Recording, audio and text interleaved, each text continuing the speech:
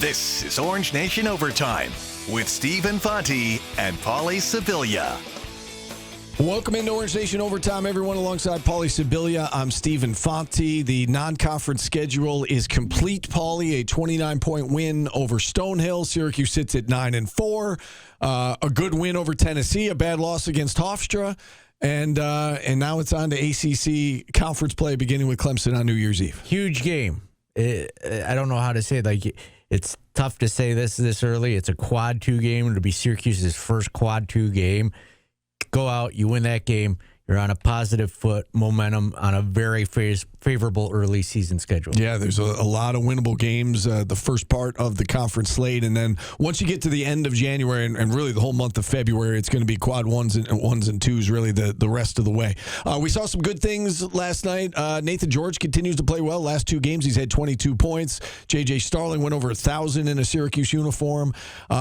He had 20 points. The backcourt was great. William Kyle only scored 3 points, but he continues to do really good things, affect both ends of the court. There was a lot to like last night. I know that it wasn't perfect and it was just Stonehill, but it felt like a get-right game for this team going into conference play after a couple of lackluster victories. Yeah, and you just got to be happy with the victories at this point. You know, they're better than losses. It upsets me that college basketball has become margin of victory. A beauty contest. Yeah. That win wasn't pretty enough for me. Yeah. It stinks. All right, we had John Wildhack on our show today. We kicked off the show with John Wildhack, and we kept him on for a while. So we're going to play back a good portion of that interview right now. We let him off asking him, now that the non-conference schedule is complete, how he would assess the performance of the team, the performance of the coaching staff so far through 13 games and through the non-conference slate. There were highs and lows, right? And obviously the Tennessee win, a great win, quad 1 win. In Vegas, we played 5 really good halves. We played 1 really bad half. We played 3 games in 43 hours. I'm not sure any team's ever done that. We didn't know we were going to play Iowa State until 10 o'clock local time, and we were playing them 12 hours later. But that's not an excuse. And we struggled in some games that we should have won. And obviously you can't lose to Hofstra, no disrespect, but that's a bad loss. And I think the most important thing now is you say, we so many opportunities are ahead of us in terms of quad 1 and quad 2 wins. Getting Donnie back is going to be absolutely critical. This team really has not played at full strength all year, and we need to do that. So there's opportunity, and it all comes down to, it's really simple. If we win games, everything's going to take care of itself. John, what do you make of the net ranking? And, is it ruining the game for the consumer and even for the players, that if you don't go out and beat teams by 30, the fan base is still upset even after a win? Well, Paulie, I don't like when, margin of victory can impact, a net ranking or something like that, because, if you're up by 20, it's with a minute to go in the game, you're a minute and a half to go to the game, you're going to try to figure out as a coach, all right, how do I get 20 to 25, 25 to 30? So margin of victory to an extent is important, but I think the emphasis that's put on it, it's overemphasized. At the same time, is with the quad 2 and quad 1 opportunities that we have, if we can win some of those games, the fact that maybe we didn't beat Mercyhurst or Monmouth by as much as everybody would have liked is going to be irrelevant if we win the quad 2 and can win a couple quad 1 games. Since Paulie brought up the net rankings, we all know that you're on the committee this year. Has your job with that started yet? Have you guys met? What has been done so far this year, or is that a thing that kind of rolls around February and March for you? Well, Steve, we had our fall meeting in October in Indianapolis in person. My term began officially on September 1st. So we've met and we've had virtual meetings kind of on a biweekly basis. And a lot of it right now just has to do with really the logistics of staging the tournament, right? Which is incredibly complicated.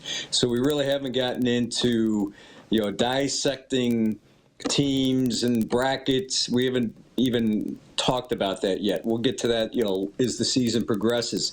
So right now it's really been about just more logistics that surround the tournament. We've heard in the past that the committee needs to take into account when a player is injured. And I know that you can't, speak on Syracuse specifically here, but, right. Paulie and I have discussed on the show quite a bit that Donnie Freeman's been out. Syracuse went through its toughest non-conference stretch without its best player. Now they're getting him back. So, again, Donnie Freeman aside, just in general, do you have an understanding of how the committee is supposed to evaluate a team that has lost a key player, or in this case, the best player for a significant amount of time? Kansas would be another Kansas, good right. Okay, good. Kansas is a good example. Exactly, Paulie. I mean, North Carolina, Seth Trimble, right? He missed time, right, with a broken arm. So, number one, I think there's more injuries now than there were 5 or 10 years ago, because to your point, what you guys make, it's just not Syracuse, it's other guys as well.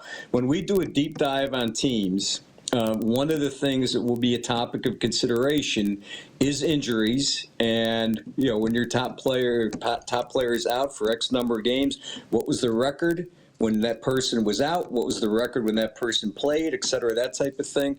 So it is part of the overall determining factor. But again, there's a multitude of factors that go into this, and it's a combination of art and science.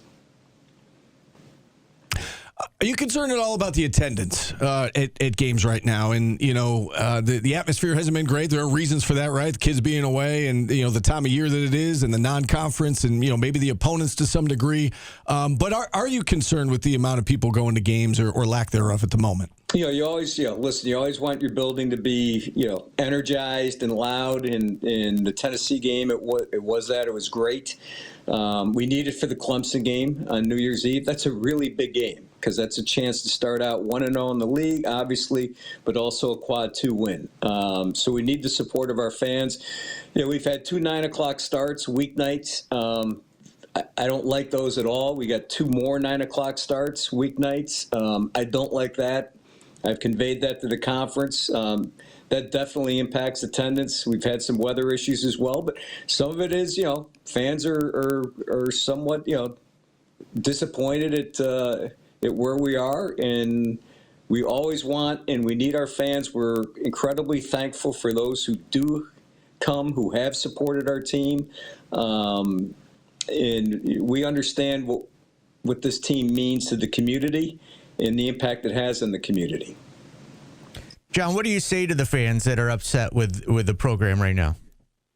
Paulie, what you say is, hey, we still got 2/3 of our season to play out, right? And, last year is last year. Wasn't good, okay? No excuses. 9-4. We could be better. We're not. We could be, but you are what your record is, right? Bill Parcells said that about 35 years ago.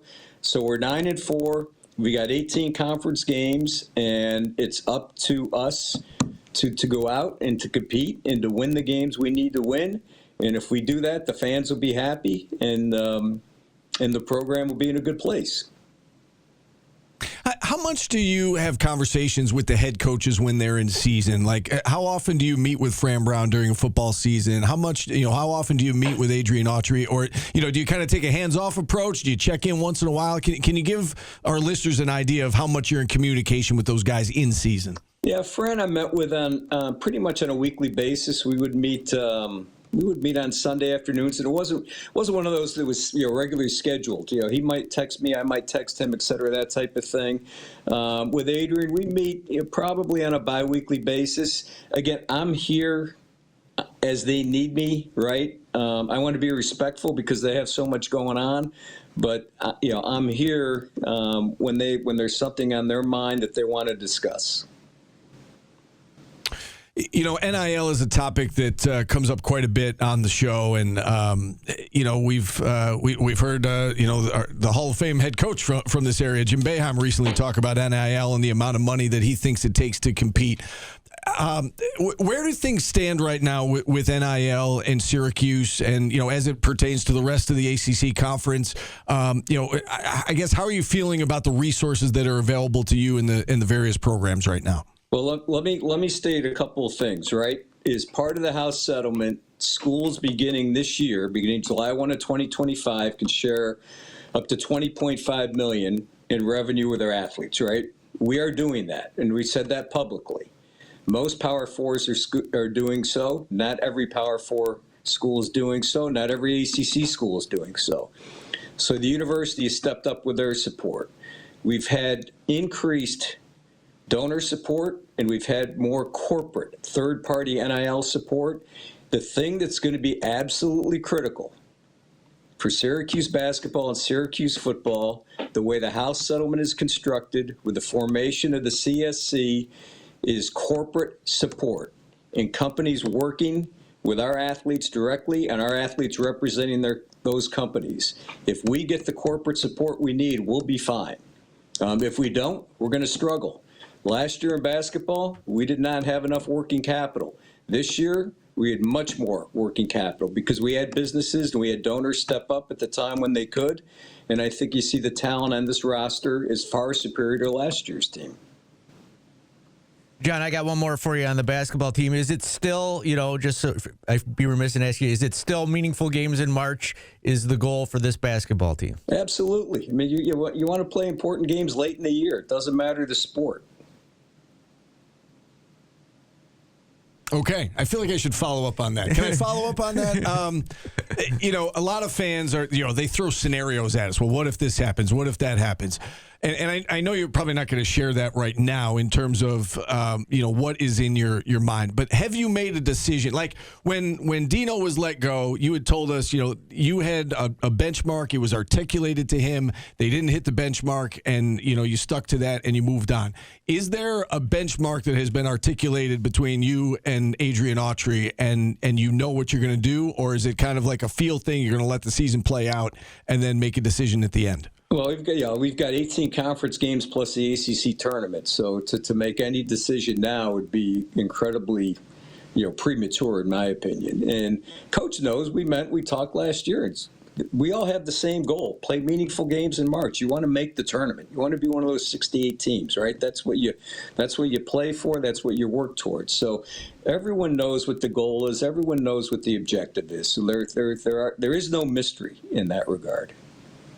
All right. Thank you, John, for allowing me that follow-up. Let's move on to football if we could. And, obviously year 2 did not go the way that anybody wanted it to. How do you assess, and again, there's reasons for that. Some will say on our show there's excuses for that. What do you, when you look back on year 2 for Fran Brown, I mean, kind of how do you assess the entire thing start to finish as you move along here? Well, I mean, obviously it's a really frustrating year. We got off to a great start, and we went down. We beat Clemson, and we controlled that game. And once Steve went down, the rest of the season, went south. And obviously we didn't have the quality of depth at the quarterback position that you need. But keeping your quarterback healthy is imperative. And if you take Josh Allen off the Buffalo Bills, are they a playoff team? Right? No. No, right? No, they're not. When your starter goes down, it hurts your team. And our defense didn't step up, right? When we needed defense to step up and win games, they couldn't. So, it was a disappointing year from a record perspective. We did play a lot of young guys late in the year. They got really good, meaningful game experience. I think what's also important is we hung on to our high school recruiting class. So we did not lose anyone. No flips on signing day. I think the moves that we've made in the offseason, Vince Carras, I think very, very impressive. I'm really excited by that hire. I think it's a terrific hire by Fran and Juan Castillo as well. So I think he's made good moves on the staff. There's more to make. He's being thoughtful and deliberate about it. We know what we need out of the portal. We prioritize positions that we need out of the portal. And I think we can flip this thing back real quick.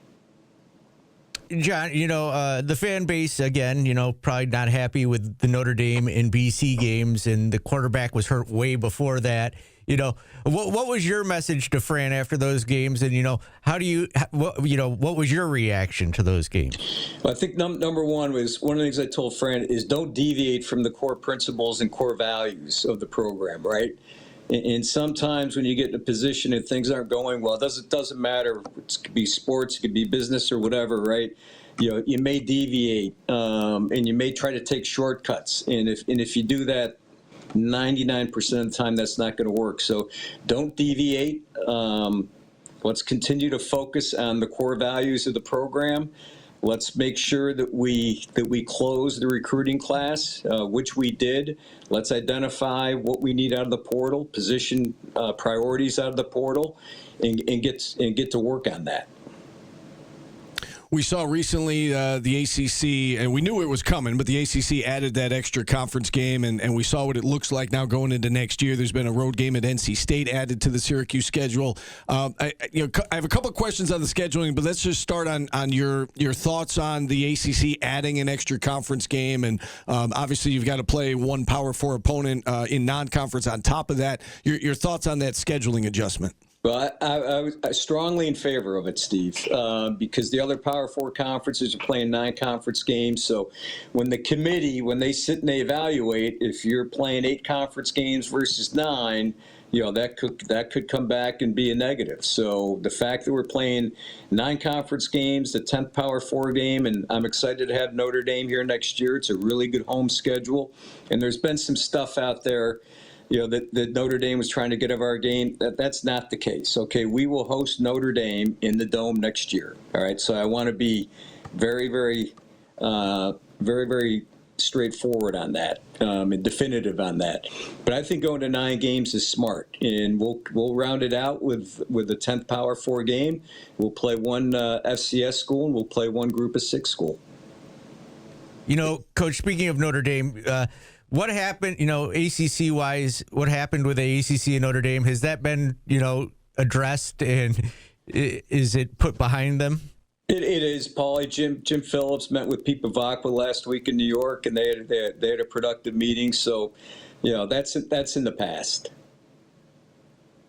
And Miami showed it belonged too, which probably helped coming off a big win against Texas A&M. One more on the schedule. You answered my question about Notre Dame. I was going there next, so thank you for answering that. In terms of the other 3 games that are on the schedule at the moment, right? New Hampshire, Toledo, UConn. One of them's got to go.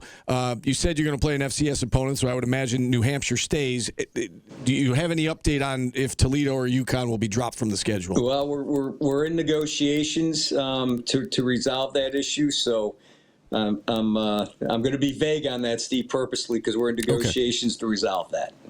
All right, that's fair. I talk about the fact that Miami proved it belonged. It's unfortunate that one of those teams had to be left out, right? Notre Dame, Miami, and Alabama all seemed worthy and deserving, and then Miami and Alabama got in, and they both came through with first round wins, and unfortunately Notre Dame got left out. How do you feel about the format right now of the college football playoff? We saw 2 group of 5 teams get in this year.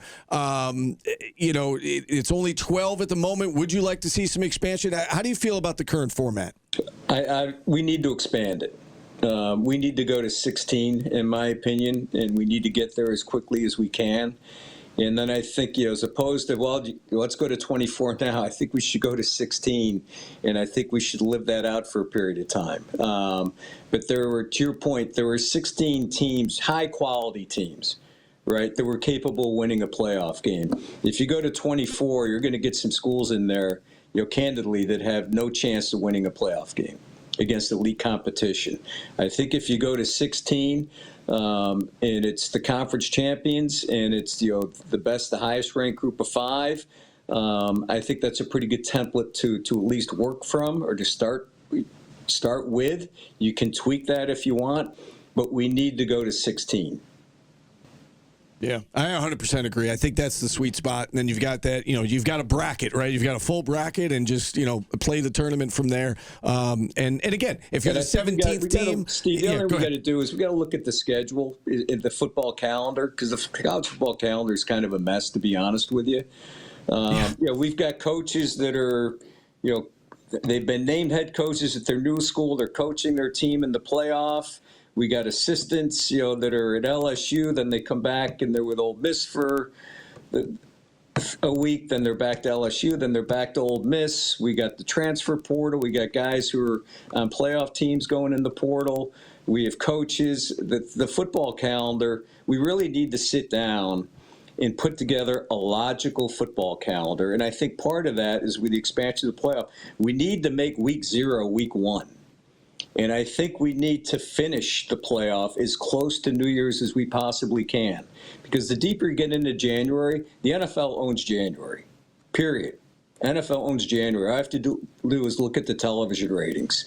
And I think if we could adjust the calendar and do so smartly and intelligently, we can expand to 16. We could start at week 0. It would be really good if we could clean up the mess that we have with coaches, with transfer portal being open while teams are still playing in the playoffs. There's a lot of work that needs to be done there, in my opinion. Yeah, you bring up the transfer portal, and it puts kids in a tough spot about, well, they want to move on to another school, but their team's still alive, and they want to be a part of that. And, we saw that last year with Penn State's backup quarterback, right? He decided to go in the portal, before the season was over. Today, we saw Yasin Willis has put his name in the portal. Just your thoughts, I guess, on the portal in particular, if you think it's truly good for college football and college athletics, and, if you were, the czar for a day, what would you do with the portal and the time frame, as it stands? Because, again, kids want to get to their new school in time for spring practice and the spring semester and all that, which begins in the middle of January a lot of places. Exactly. And I respect that. And players should be able to move, right? Coaches can move. Players should be able to move.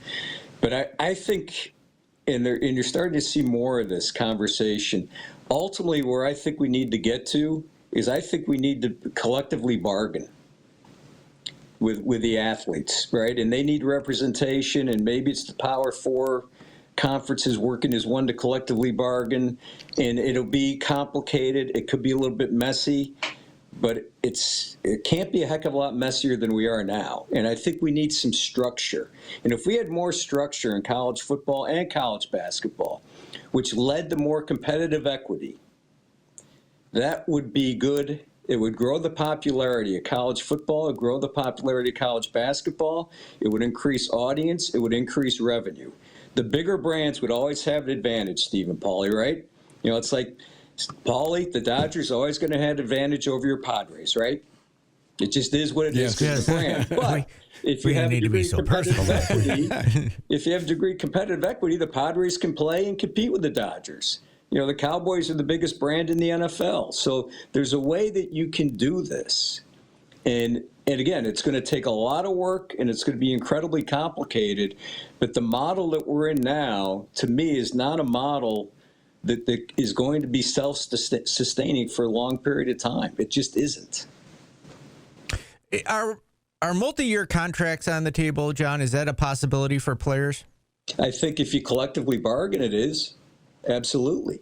The thing now is if you do a multi-year contract with a player, Paulie, and that player decides to leave, is the school really going to sue the player who leaves? Are they going to win that suit? If you have collective bargaining, then there's rules and there's guidelines for everyone, for the athletes, for the administrators, for everyone. We almost saw that with Duke's quarterback, right? Darian Mensah was thinking about going to the NFL. He had signed a multi-year contract, supposedly, reportedly, and he's going back to Duke now. But if he had left, what happens? I don't know. I'm not sure anybody knows at this point. John, I know our time here is running short. I did want to ask you about the women's basketball team. We would be remiss if we didn't bring up Felicia Leggett-Jack and the season that they're having to date. They're a lot of fun to watch. They're playing really good basketball. Just your thoughts on the women's program and the jump they've made from last year to this year? Well, they're off to a great start, and it's a totally different team. It's deeper, it's more athletic than last year. These kids are really connected. We played Duke on Sunday the 28th at 4 p.m. I'd really like to see the community, come out and support Coach Felicia. I'd like to see the business community step up and support women's basketball more than they have in the past. We need that. We've got really good players, right? Dominique Darius, she's done a terrific job. Layla Fielding's come in and done a really good job. Sophie Burrows, UC she's incredibly athletic at both ends of the court. She's playing great. It's a fun team to watch, and I encourage and I ask the community to come out and support Coach Felicia and her team. That's SU's Director of Athletics, John Wildhack. We touched on a variety of sports. One thing we should mention, we kind of touched on it there in the interview, but big news today for the football program. Yasin Willis has decided to put his name into the transfer portal. I feel like he's the first one that you look at and you're like, okay, that one stings a little bit. Some people were saying that about Luke Carney. Luke Carney wasn't going to play here next year, and I'm not sure what his future would have been in a Syracuse uniform. Yasin Willis obviously was a key contributor on offense. They're going to miss him. Yeah, but he also did not get better as the season went along. But that could be said about a lot of players. Yeah, and some of that could be the quarterback wasn't there. The offensive line. The offense certainly struggled. But Yasin Willis in the portal, and I'm sure Fran Brown will go in the portal now, and he'll find his solution at running back. The movie A Christmas Story, Steve. Yep, familiar with it. Yeah, well, we've already done one fact on it. I'm going to do another one because Christmas is coming. I don't know if you know that. Did you know that the movie was shot in Cleveland and Toronto?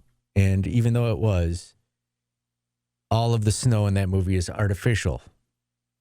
I did not know that. There you go. It took roughly 24 hours to create the Winter Wonderland. So it was filmed in the summer. I wonder why they chose two different cities that far apart. I mean, not that they're extremely far apart, but interesting. I'd like to know more about why Toronto and Cleveland. I don't know, Steve. Yeah. You always give me something I have to Google. All right, so we are going to take a little bit of time off from this show, from the radio show. You're off next week from radio. You got one more? Some time off to... Oh, yes, of course. Do you know that the frozen pole scene was actually not painful when he sticks his tongue to the pole because they had a mini vacuum in it and it sucked his tongue in? So it was, so there you go. Oh, good acting, because it looks like it's very painful. As I was saying, we're off next week from the radio show. You've got some time off to burn at the end of 2025. So we're going to take a few days off from Orange Nation Overtime. Our thanks to our listeners, our viewers. Merry Christmas, Happy Holidays, Happy New Year. For Paulie Sibilia, I'm Stephen Fonte. We'll see you when we see you in sometime in the next week. After the Clemson game. Yeah, right. Big game against Clemson on New Year's Eve. Take care, everybody. Have a happy, healthy, safe holiday season. We'll talk to you soon.